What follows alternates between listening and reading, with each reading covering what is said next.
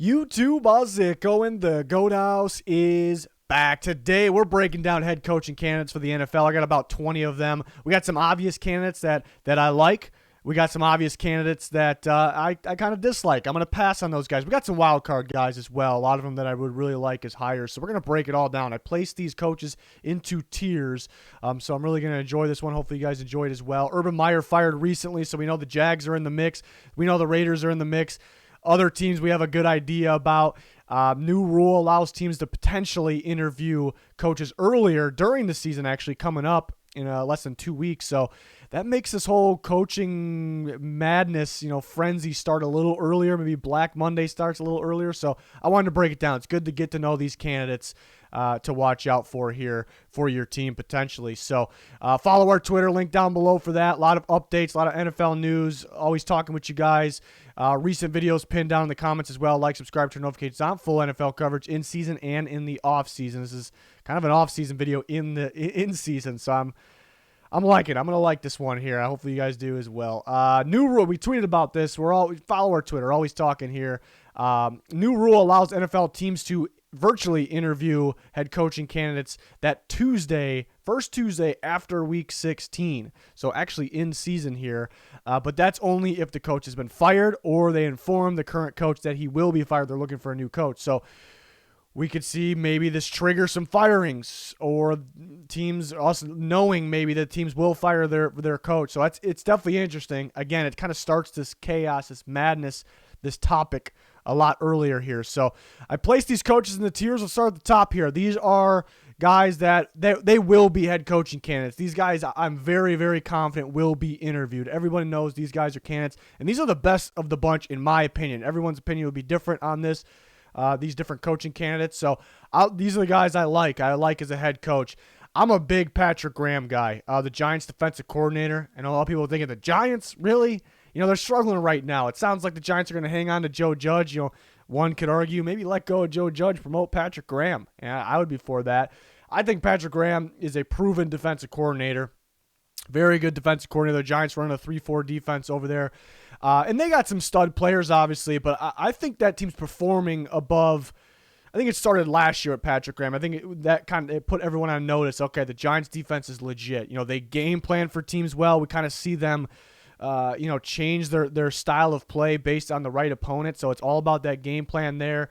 And there's a lot of known as good defense coordinators that are really good at game planning, kind of the old school guys, really good at game planning for that pro-style offense. I think Patrick Graham and the Giants' defense seem to be proven that they can kind of go match up against, any type of offense here. Giants defense has played well enough, has game played well enough to have to be a playoff team very, very, very easily. The offense is letting them down. I also kind of a big part of it is, can these guys be leaders? Will they be a good leader? That's the biggest part of it. I think I get the feeling from Patrick Graham. That's what the interviews are about. Sit down, see if you get the vibes from the guy. So we're not part of those interviews, but I like Patrick Graham as a leader. I think he'll be a fantastic leader. He's the assistant head coach of the Giants right now as well.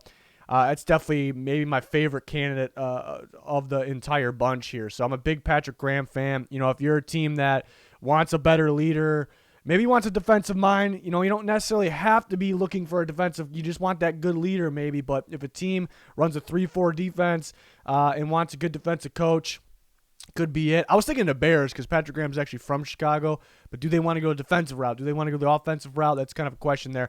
Another defensive coordinator, Don Martindale, has been one of the better defensive coaches in football for some time. Ravens kind of got a unique defense. A lot of blitzing, a lot of cover zero. So it's definitely a unique, different defense, but it's so hard to deal with. It's so hard to game plan against. And it's so effective. You see them having guys out, some big-time players out, and it's still effective. So Don Martindale is a hell of a coach. I guess the negative, he's probably got to go to a specific defense, or they got to rebuild the whole thing, because that defense is going to be built a little different. It's going to have to be built a little different than your typical defense. You have to focus on the cornerback position, obviously. A lot of man coverage, safeties in the box, blitzing inside linebackers. You typically want outside linebackers that can drop back in coverage. So you do need, that's the kind of the downside. You do need specifics. But he made it work in Baltimore. So that's the only downside. But I think he's a heck of a coach there. Another downside, maybe there's going to be downsides to all these. There's some teams that kind of the Ravens had problems with because those teams kind of succeed against the blitz and make them change their whole defensive, system, scheme, how they run things. So, maybe it is such a specific type of defense, but it's worked so well. And Josh McDaniels, who was a head coach, that didn't work out too well. That was some time ago. I think he's been proven as a good coach, a good offensive coordinator. He really turned things around for New England in just a year here, it felt like. Using a rookie quarterback, brought in a bunch of different guys, have them clicking on the same page right away. Can win in the run game, can win in the pass game. He's a very good coach here, and I think he's waiting for the right opportunity. He's turned down some offers in the past to stick with New England. Maybe he's sticking around. He'd rather just be an offense coordinator there. Maybe he thinks he's going to get the head. Maybe he knows he's going to get the head coaching job in the future. So that's a guy that's a legit candidate here, best of the bunch out of the very likely to be interviewed or requested to be interviewed in this case.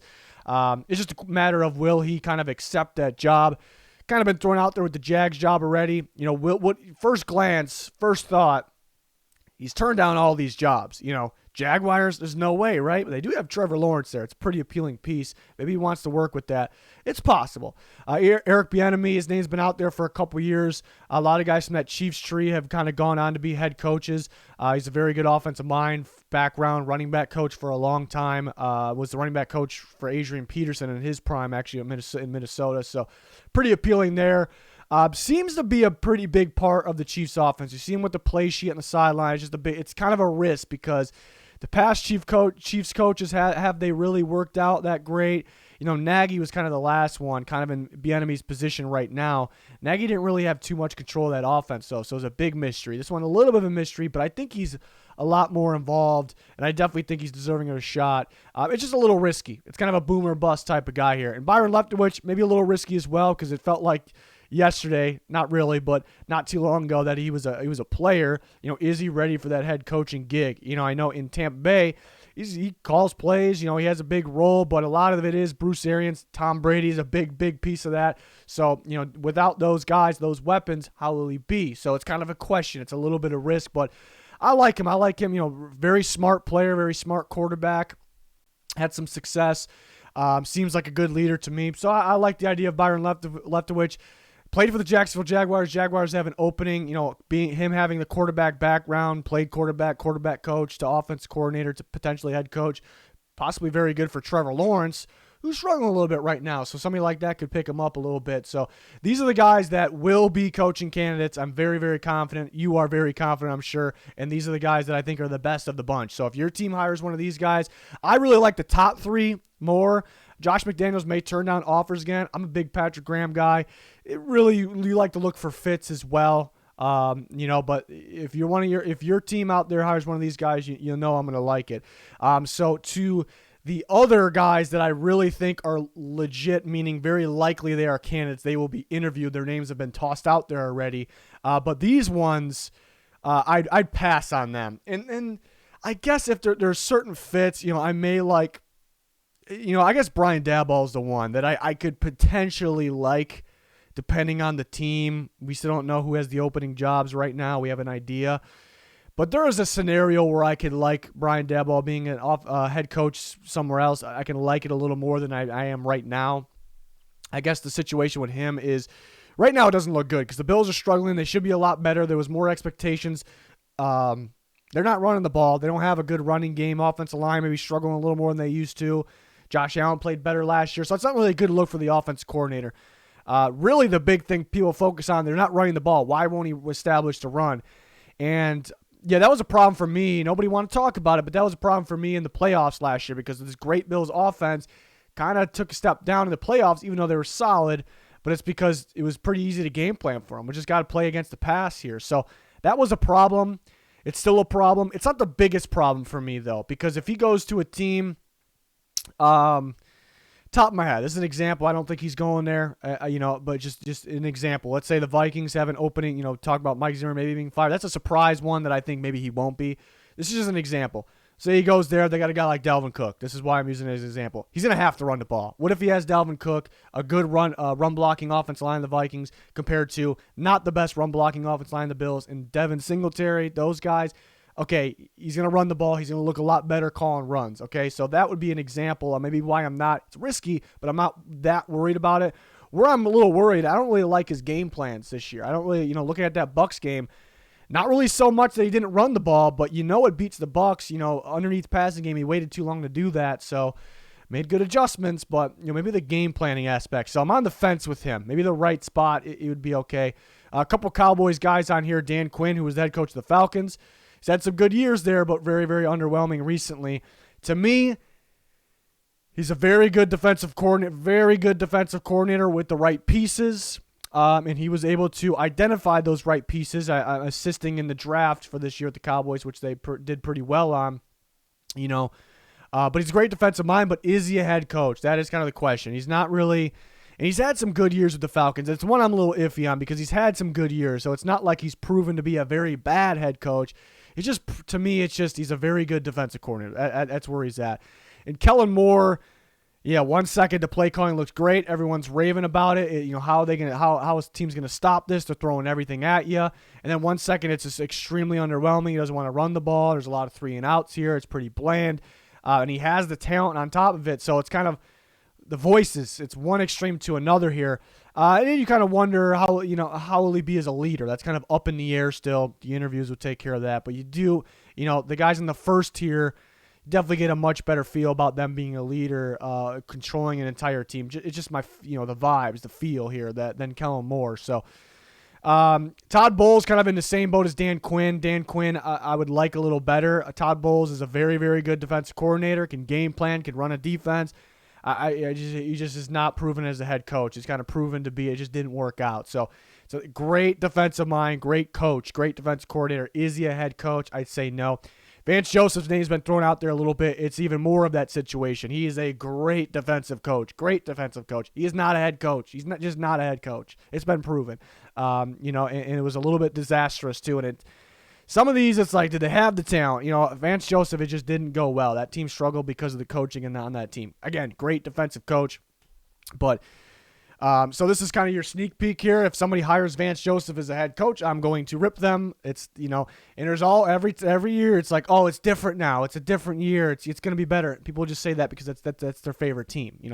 A lot of bias coming from there. So it is what it is there. I'm not going to be a fan if somebody hires him. Great defensive mind. Your defense might be looking pretty good. That's what that is. But so out of this list, the only ones that I, could somewhat like or change my mind depending on where they land, Brian Dabo mainly, maybe Dan Quinn. So let's talk about some wild card guys that I would really like.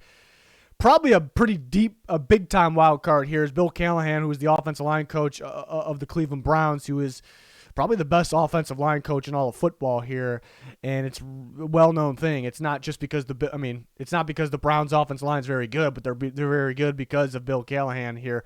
But why it's kind of a deep wild card is because I don't know if the man wants to be a head coach. I think that's kind of been obvious these last few years. He doesn't want that big role, that big responsibility, So it's very possible he just wants to stick around as an offensive line coach. It seems like he doesn't even want to be an offensive coordinator. He's just the offensive line guy. But I think he's a heck of a coach. We've seen him head coach the Raiders in the past. I think he's a very good coach, and having that bright mind in there, the offensive line is where it starts with offenses too, and just having that piece. And there's a shortage on great offensive lines because of the shortage on great offensive line coaches. So that's a big one. I just don't think I just don't see it, though, because I don't know if he wants the head coach. Steve Spagnuolo, defensive coordinator for the Chiefs. He's been around for some time. He's a very good defensive coordinator. See the Chiefs turning around on defense. And it's because of the coaching first. They got some stud players, but they do have some holes in a lot of spots. But it's because of the coaching here. Especially what they did when they turned around and won a Super Bowl. They were running a 3-4. They bring in Spags, and then they change it to a 4-3. Get the right pieces. Boom, they're going. They're clutch defense in crunch time, the end of the season, playoffs, Super Bowl. So he's a very bright mind, very good defensive coach, and not really thrown. His name's been out there like, wow, what a job has he done? He's done. He's a great defensive coach, but his name hasn't been really thrown out there in terms of head coach. But it's definitely one I can see. It's why it's a wild card.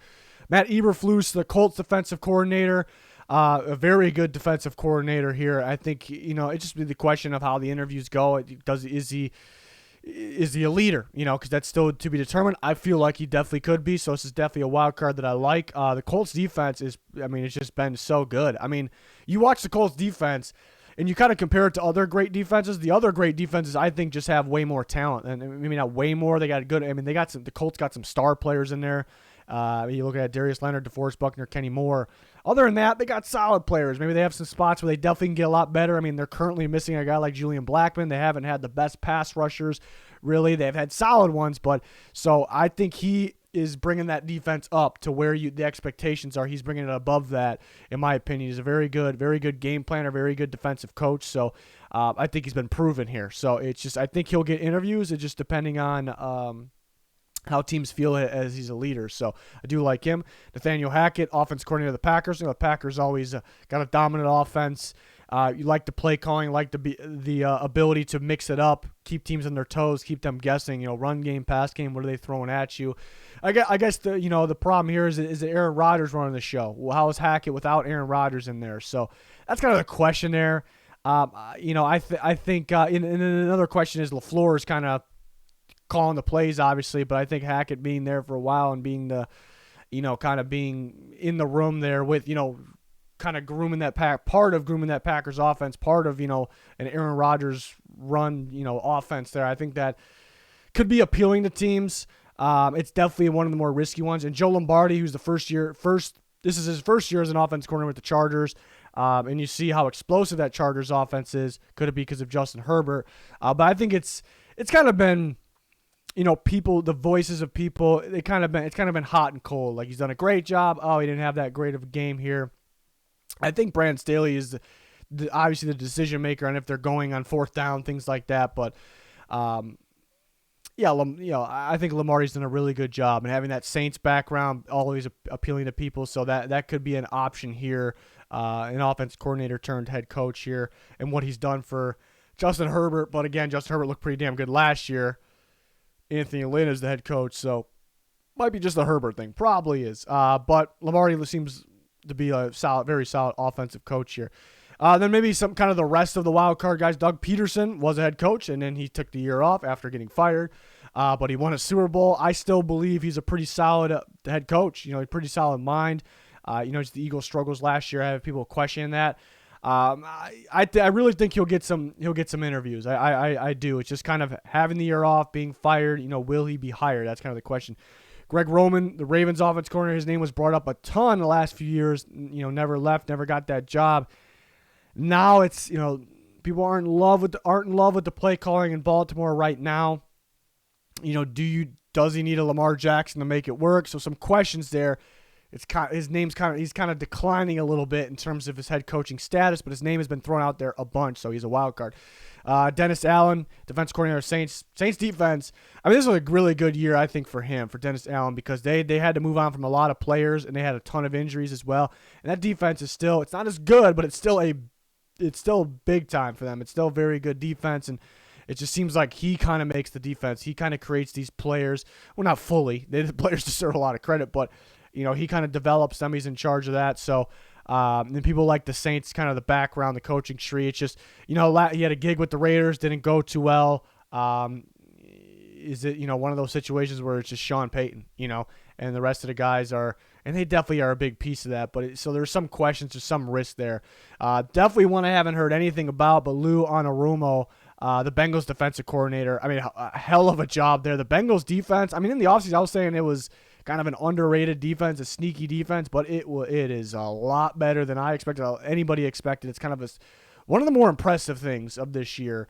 And as the defensive coordinator, he definitely deserves a lot of credit there. And the players that he brought in to kind of build it up, it's just been a very impressive defense there. Taking these young players, there's so many young players in there, and losing Carl Lawson, but bringing in Trey Henderson, developing him even further. And they kind of run a multiple defense, a lot of different looks, and that hasn't worked. That's a big part too. Kind of that multiple defense, different looks. They're really not strictly anything. Typically never really in that base defense. Bill Belichick, that's kind of where it worked. Maybe Brian Flores with the Dolphins kind of working out, but a lot of guys kind of failed running that thing, and I think and it's not really the same as kind of that Patriots type defense, but it's definitely unique, and it's working out. It's a very, very good defense, so maybe somebody will be interested in him. And then a college option here, Matt Campbell, the head coach of the Iowa State Cyclones, who is a very likable guy. If you kind of seen anything with Campbell, watch Iowa State. He's a very likable guy. Seems like a proven, very good leader. How he turned around an Iowa State program that really wasn't much for a Big 12 team. Impressive. And it was reports that he was offered by the Detroit Lions last year. He had some interest. So a solid option, just a pretty deep wild card. Does he want to stay as a college coach still? So. A lot of options here, a lot of wild card options that probably won't become. They'll probably become legit options at one point, and there's probably some surprise guys out there. Something like Kevin O'Connell, the Rams offense coordinator. Maybe somebody will show some interest, a young coach there, but how much, is he playing a part there? That's a big question.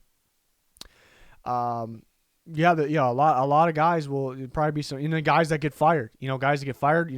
Typically don't go turn around and get a head coaching gig, but very possible.